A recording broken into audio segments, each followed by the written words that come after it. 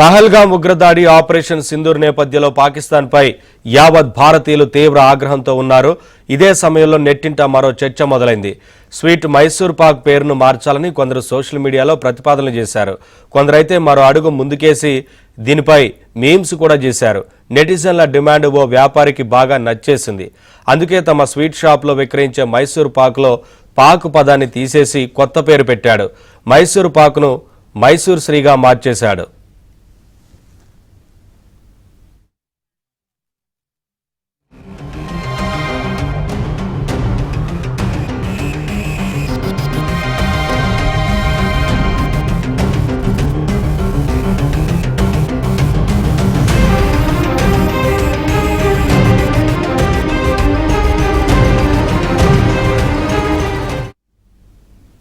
రాజస్థాన్లోని జైపూర్లో ఓ స్వీట్స్ యజమాని తన షాపులోని పలు స్వీట్లకు పేర్లు కూడా మార్చాడు. మైసూర్ పాక్తో పాటు మోతీపాక్, ఆమ్పాక్, గోండ్పాక్ పేర్లను మార్చి మైసూర్ శ్రీ, మోతీశ్రీ, ఆమ్శ్రీ, గోండ్శ్రీ అని కొత్త పేర్లు పెట్టాడు.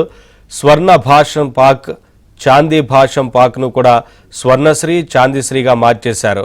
దేశభక్తి అనేది కేవలం సరిహద్దుల్లో ఉంటే సరిపోదని, ప్రతి పౌరుడికి దేశంపై ప్రేమ ఉండాలని, అందుకే తాను ఈ నిర్ణయం తీసుకున్నామని స్వీట్స్ యజమాని అంజలి జైన్ అన్నారు.